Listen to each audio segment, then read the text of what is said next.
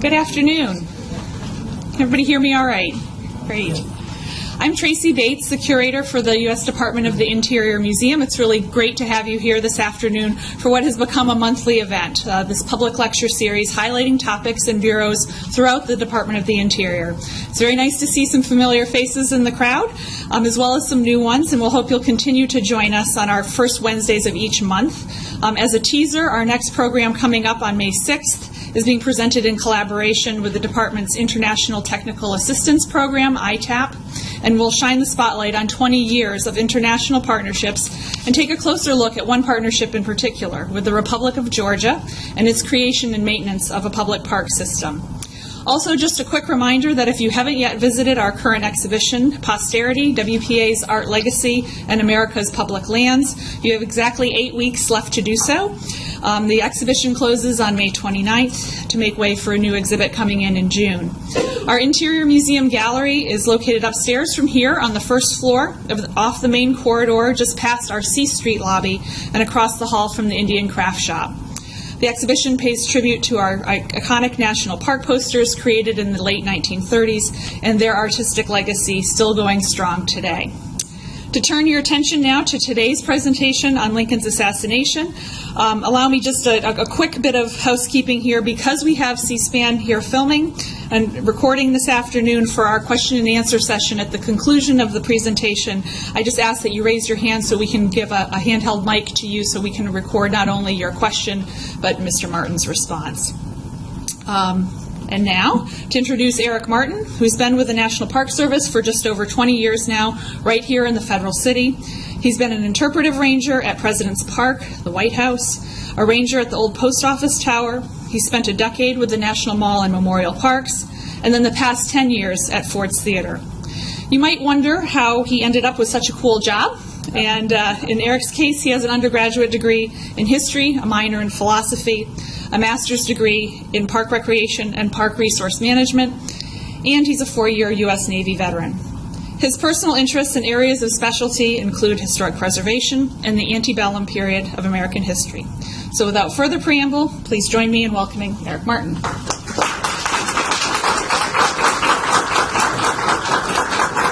Thank you so much for that introduction. Good afternoon. Thanks for coming out.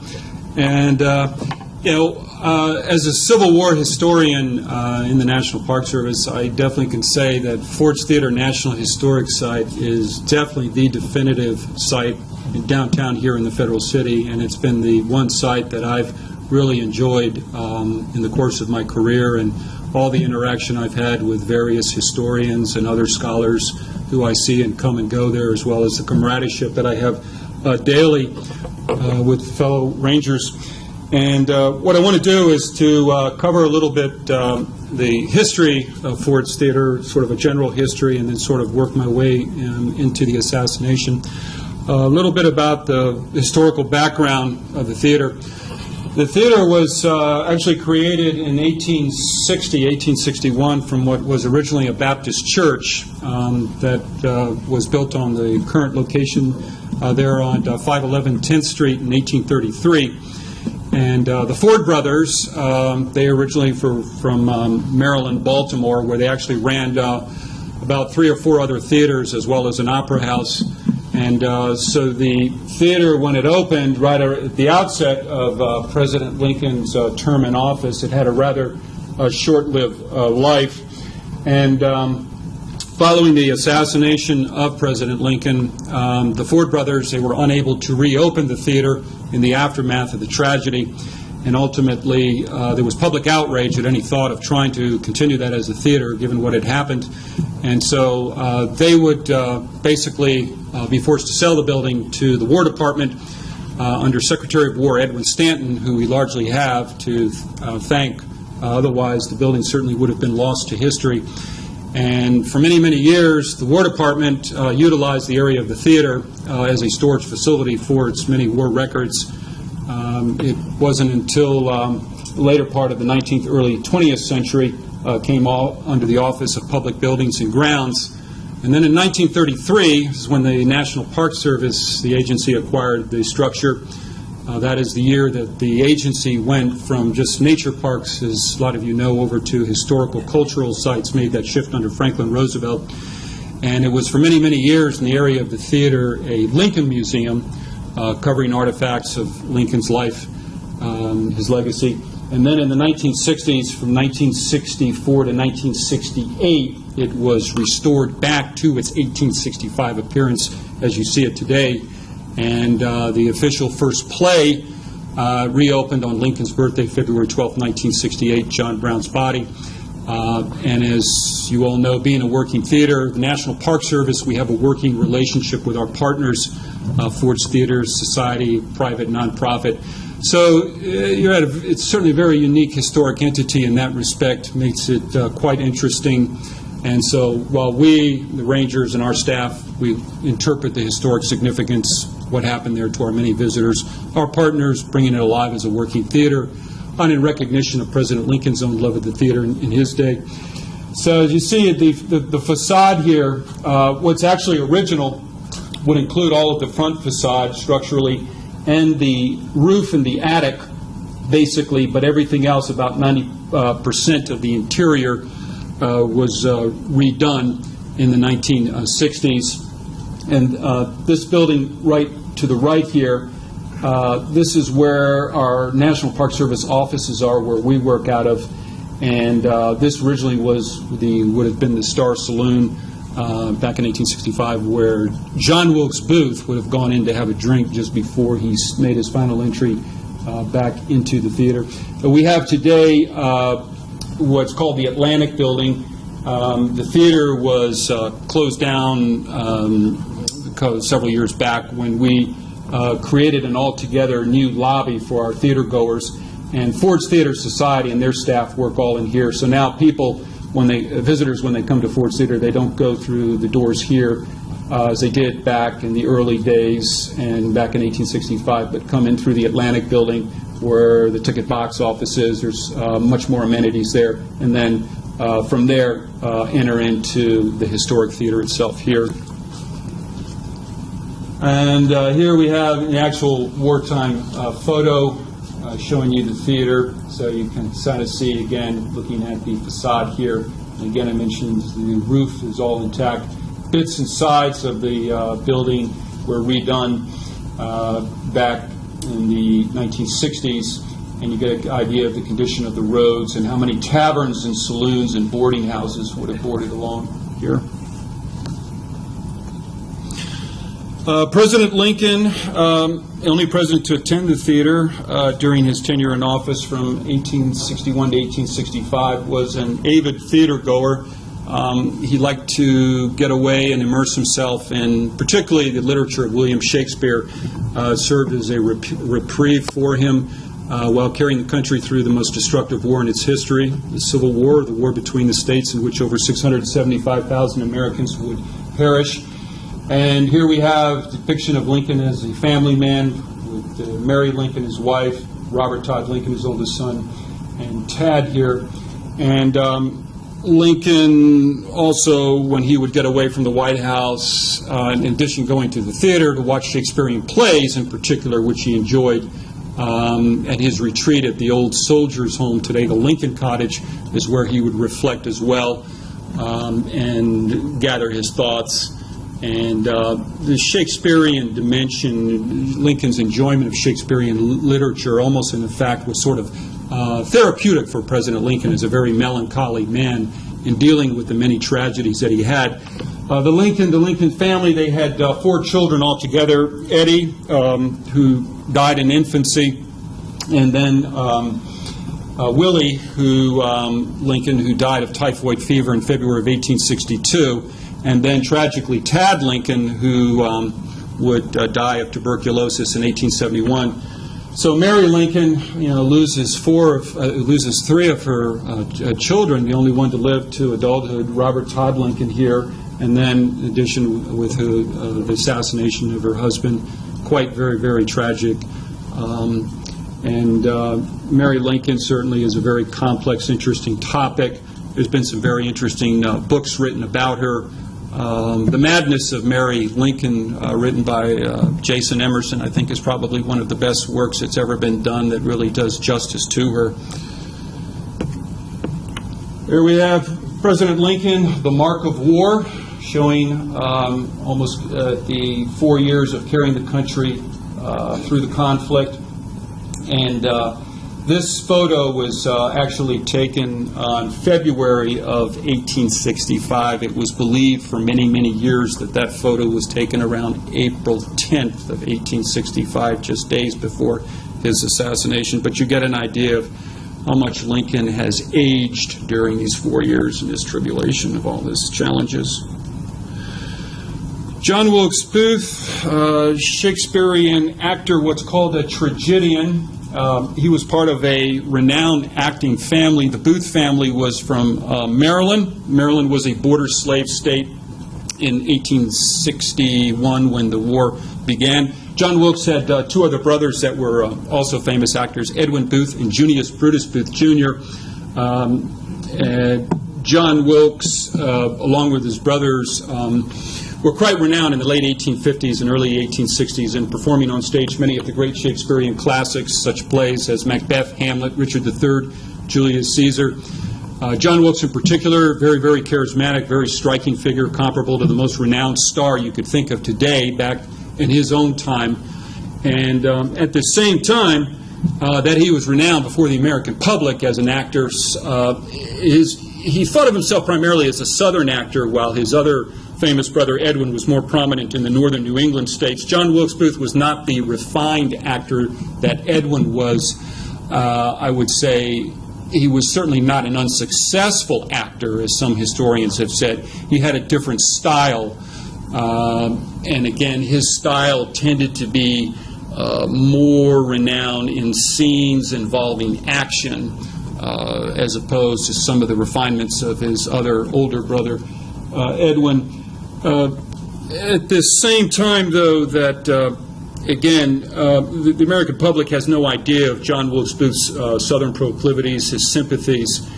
And when the war begins in 1861, April 12th, firing on Fort Sumter, no one has any idea that the war is going to go on for 4 long years, including John Wilkes Booth. And as the war dragged on, and an unprecedented and horrific death and destruction would follow in its wake, John Wilkes Booth becomes more and more convinced within his own mind that President Lincoln, in his attempt to suppress the South's attempt to attain independence, create its own country, the Confederate States of America, was ultimately responsible for all this death and destruction that had been inflicted upon the country, and particularly upon the people of the South. And in order to understand John Wilkes Booth's frame of mind, and this is sort of my idiosyncratic take on this, I'll let you know, you have to understand something about what I'll call are the liberties of classical republicanism. That is, going back to an older notion of society and civilization, whereby the culture and the society is hierarchical, patriarchal, antithetical, if you will, to this new notion, this creed that is being wrought out of the war between the North and the South, that all men are created equal, as Lincoln refers to in his quotes in his Gettysburg Address, referring to Jefferson's Declaration of Independence. And what I would argue also is that, yes, while Lincoln did preserve the union of the states geographically, the regime itself was transformed from what I would call a federative compound republic into a nationalized unitary democracy. So in other words, if you go back to 1789 at the framing in Philadelphia, when the framers, when they established this government, they thought of it primarily as a republic as opposed to a democracy. You don't see the words democracy in the United States Constitution. It refers to a republic, a republican form of government. Well, as a result of the war, I would argue that the United States became more democratic, that democratic republic overshadowing the republican, purely republican dimension, if you will. No one wrote more eloquently about this prophetically than the French aristocrat intellectual Alexis de Tocqueville in his work Democracy in America. Junius Brutus Booth, Jr., again, John Wilkes Booth's father, Again, he was a very successful, renowned actor in his own day, and the temperament of Junius Brutus Booth, John Wilkes Booth, very much inherited, and was very similar to his father in a lot of the acting styles. And here we have a photo of the Booth brothers in the play Julius Caesar. John Wilkes himself here, Edwin, and Junius Brutus Booth Jr. And John Wilkes Booth was essentially the mastermind of a group of conspirators, and when talking about the events leading up to mid and late 1864, early 1865, in the spring of 1865, as you get close towards the war, it's important to distinguish between a conspiracy to kidnap, abduct President Lincoln and a conspiracy to assassinate. John Wilkes Booth's original plan was, in fact, not to assassinate President Lincoln, but was to kidnap him. And not only John Wilkes Booth was looking to do this, but also a Confederate Secret Service, a number of agents that John Wilkes Booth had contact with, particularly when he went north up into Canada. He had a number of meetings, rendezvous with Confederate agents, with a Confederate Secret Service that was established to monitor Lincoln's movements.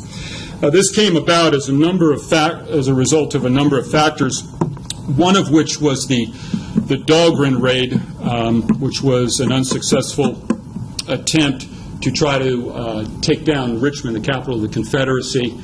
There was a Union cavalry corps that was ambushed, and on Dahlgren were found papers with orders to burn the White House of the Confederacy and also, if possible, to kill Jefferson Davis.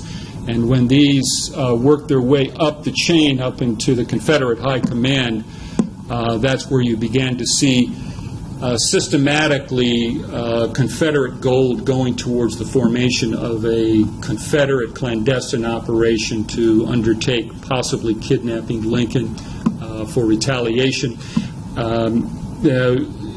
John Wilkes Booth's motivation behind the kidnapping was largely due to the termination and exchange of prisoners of war between the North and the South. Lincoln implemented this at the suggestion of General Grant in order to wear down the manpower of the Confederacy. And if this had been successful, if John Wilkes Booth could successfully kidnap Lincoln, carry him south, and hold him as a hostage in the Confederate capital, he might thereby be able to force the resumption of the exchange of prisoners of war and keep the war going on indefinitely. And here we have 1865 depiction of the theater box where President Lincoln was seated on that night. You notice there's framed in great print here of George Washington. That print of George Washington was placed there by the Ford brothers in order to, it would have served as more or less the presidential seal like we have today, since that it did not exist in 1865. George Washington, father of our country, first president. That's one of the few original artifacts that we still have in the theater itself from today. Many of our original artifacts are down in our museum. We do also have a couple of artifacts across the street from the Ford's Theater in what's called the Center for Education and Leadership as well. President Lincoln would have been seated right here in the rocking chair. That original rocking chair is in the Henry Ford Museum now. It was the property of the Ford brothers, and so it worked its way to Henry Ford's museum, no connection, long before the NPS would acquire the structure in 1933. Mary Lincoln is seated right in here, and then there were two guests in the theater box with the Lincolns that night on April 14th, Major Henry Rathbone and Clara Harris. President Lincoln was watching the play Our American Cousin, a comedy.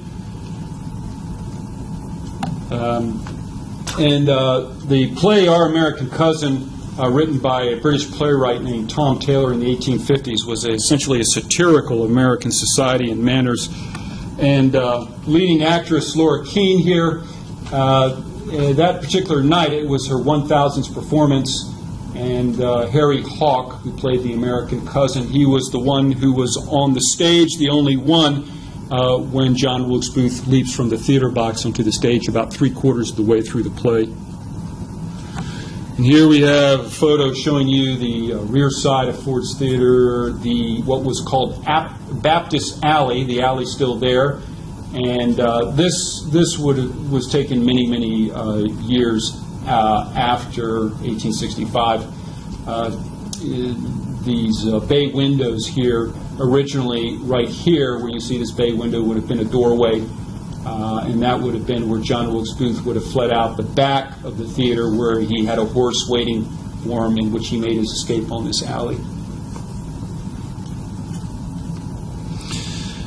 So area of major activity in Washington on the night of April 14th, 15th, 1865 is that John Wilkes Booth, when he came to Ford's Theater on the morning of the 14th at around 11 a.m. to pick up his mail, he would go there frequently to get his mail because that's where actors generally picked up their correspondence where they worked. He was informed by Harry Ford that President Lincoln would be at the play that night, and upon learning this, sets into motion his plans very methodically, which will involve not only assassinating President Lincoln, but also assassinating Lincoln's Secretary of State William Seward and Lincoln's Vice President Andrew Johnson, to be targeted by fellow co-conspirators with Booth.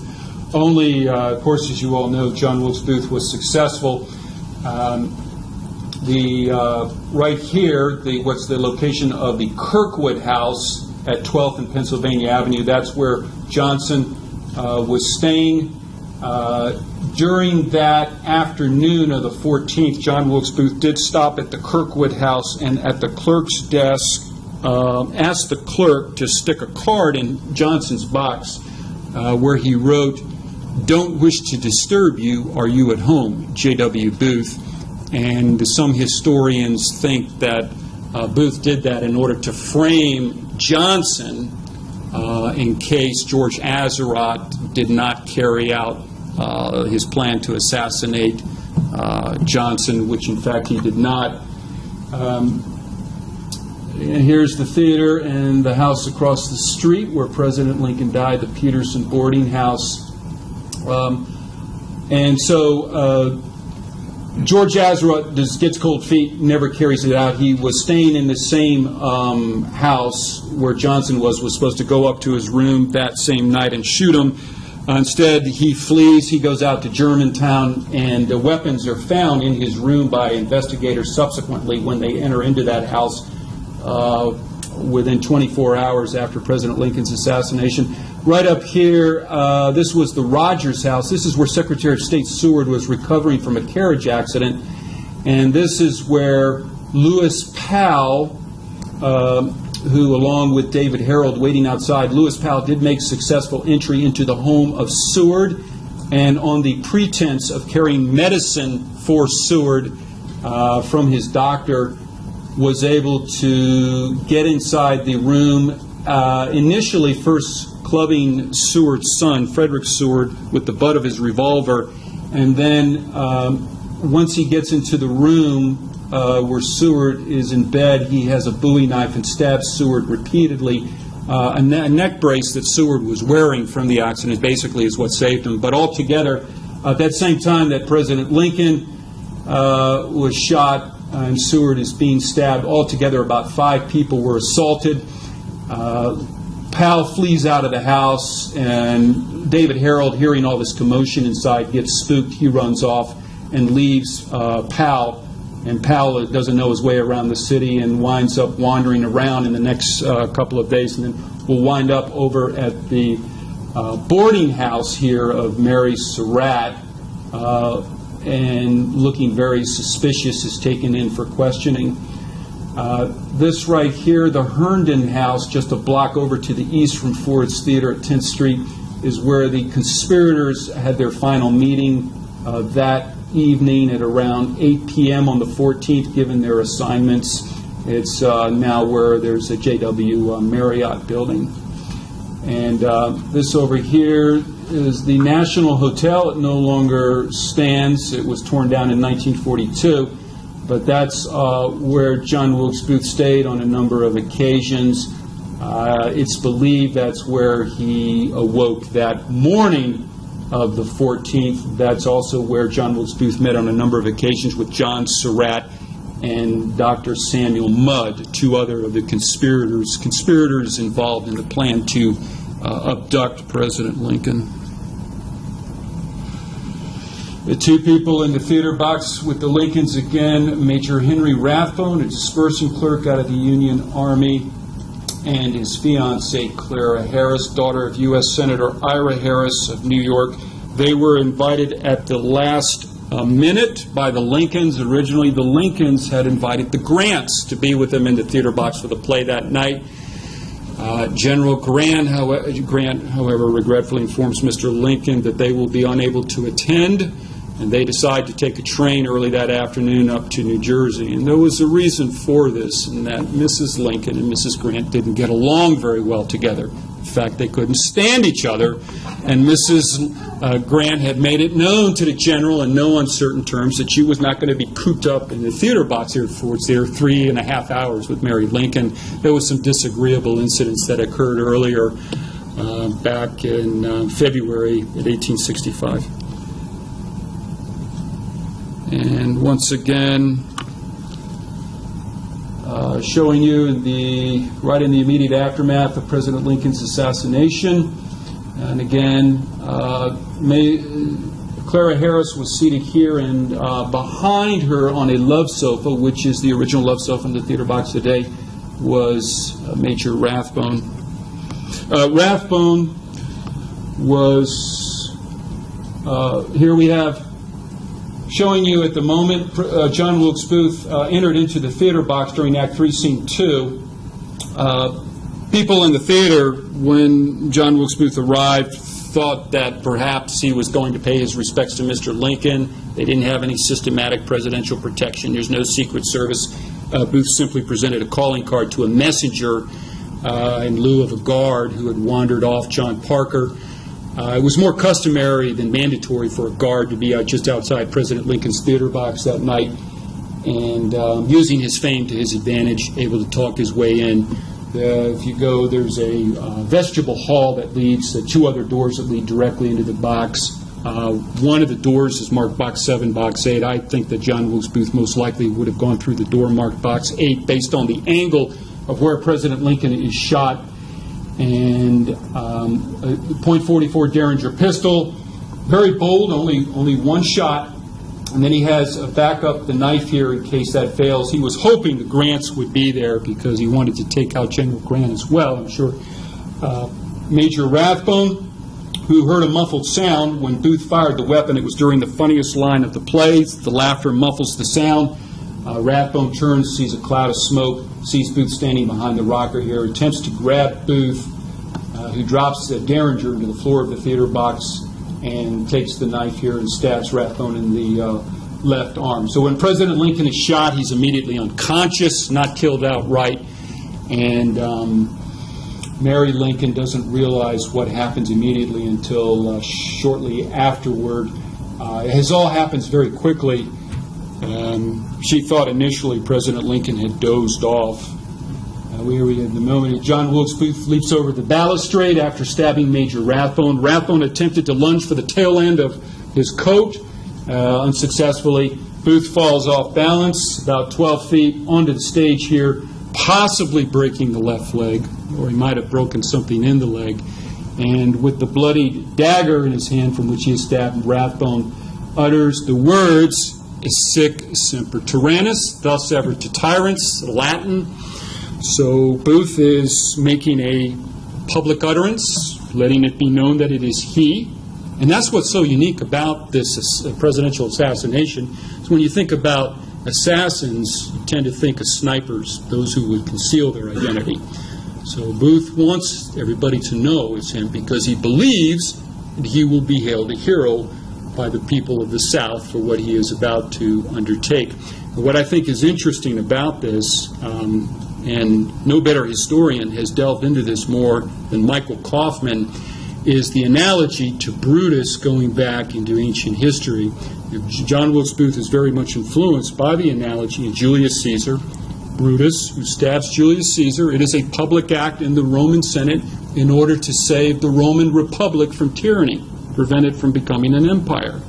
And John Wilkes Booth sees himself in this same role, called upon to slay the perceived tyrant Lincoln in order to save his beloved republic, the Confederate States of America, from tyranny, and will likewise be hailed a hero by the people of the South. So he hopes, or he expects, and it totally backfires. We all know this was done on Good Friday, and the timing of the assassination was totally opposite from anything, worst thing that Booth could have done. And here we have Booth fleeing on the stage. People see John Wilkes. This is not very accurate here, because when the people saw Booth on the stage and as he fled off right after uttering the words, they thought it was part of the play. They all recognized Booth as an actor. They have no idea what's happened here. And Dr. Charles Leale, he is the first to treat President Lincoln. After Booth flees altogether, is probably from the time Booth entered into the theater box to the time he was out the back door of Ford's Theater, no more than probably maybe 15, 20 seconds had elapsed. Major Rathbone cried out, stop that man, up in the theater box, and by then it was too late. And Dr. Leale, when Major Rathbone cried out for a surgeon in the theater to come to their aid, he's the first to enter inside of the theater box, sees all this blood on the floor, thinks that from Major Rathbone's stab wound, he thinks it's President Lincoln's blood. When he steps into the theater box, sees the unconscious Lincoln. He lays him down on the floor, looking for a stab wound, and can't find anything. And he's the one who discovers the bullet wound on the back, just above the left ear. And as he examines the point of entry, and instantly knows the wound is mortal, the president's going to die. They got to get him to a bed. There's no other place to carry President Lincoln but to the closest bed. Otherwise, he will die in the theater. There's no telling when he would die. They had no idea that he would linger on as long as he did, 9 hours. And so the decision will be made to carry President Lincoln to the first place they can find where there's a bed.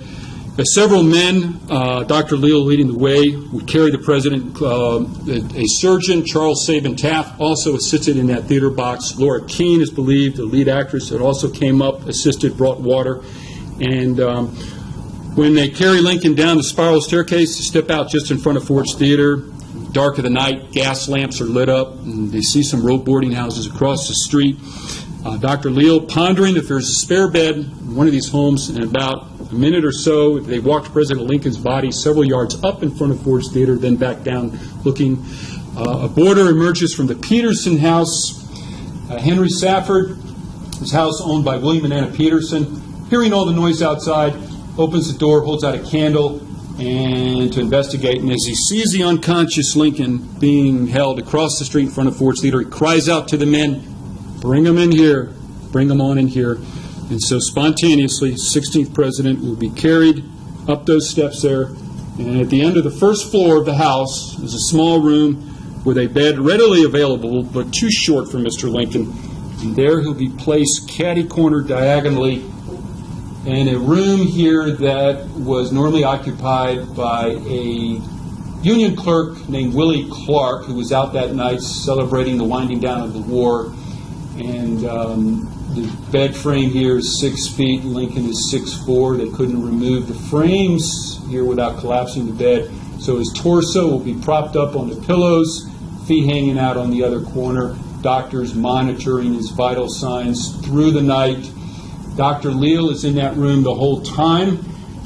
Several doctors will come and go, including Lincoln's personal physician.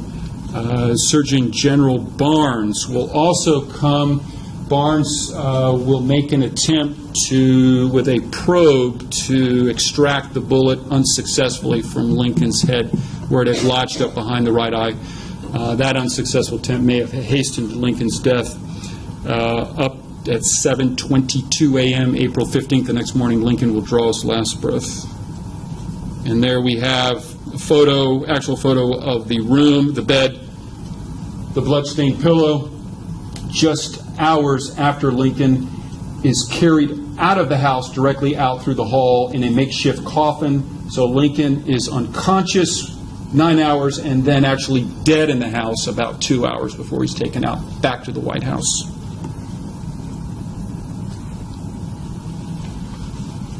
And Secretary of War Stanton will launch the investigation into Lincoln's murder. Secretary of War Stanton is one of the first to arrive at the Peterson House, along with Secretary of the Navy Gideon Welles. He sets up in an adjoining room on that same floor, is essentially the acting president that night, and interviews witnesses in the Peterson House in the early morning hours, and puts out the orders, all points bulletin for Booth. With a messenger to the War Department, telegrams are sent out. Anybody resembling Booth to be taken in. All kinds of people are also taken in for questioning or placed under house arrest who had any connection with Booth in the theater. And that the theater, the Peterson House and the theater, as you can see, are literally placed under guard. Union soldiers for weeks on end as a crime scene, and then you have the morning crepe here being placed. This gives you an idea of what it all looked like in those weeks following.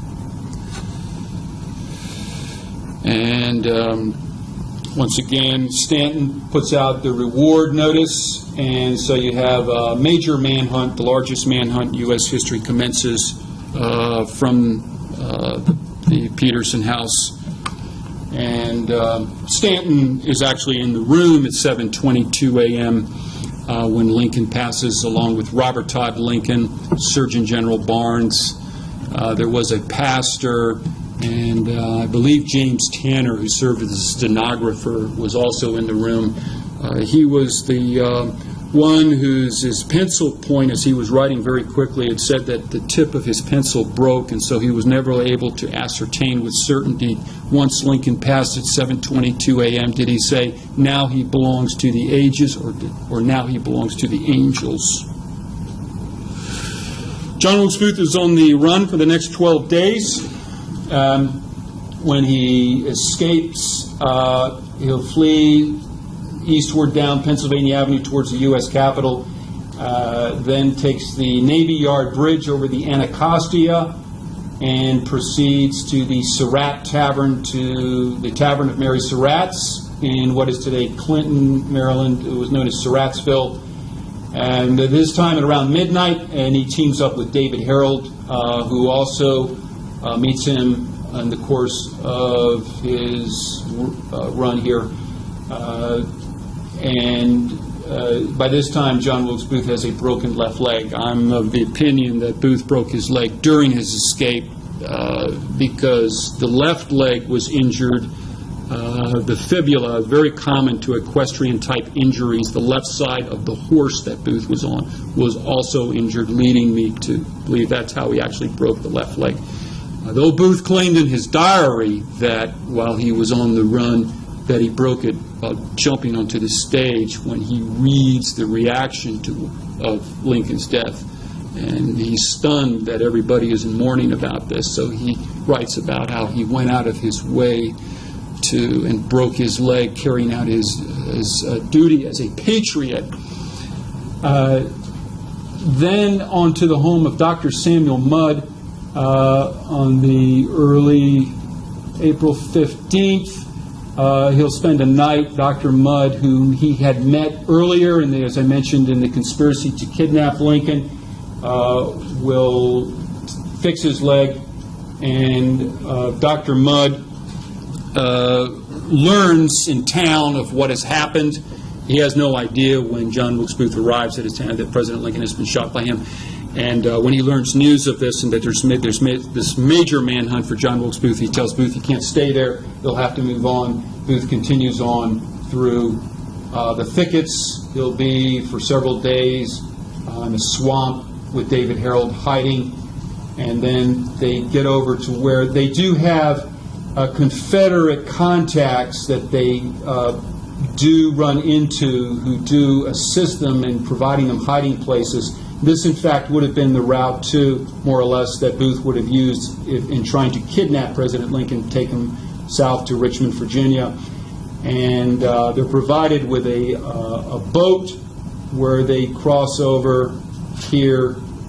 They lose their way trying to get over into Virginia. Vital time is lost here, going out of their way. Then get back into Virginia, crossing into Caroline County with the tide of the Potomac, and then making their way to the Lucas Farm. April 23rd, they continue the Rappahannock River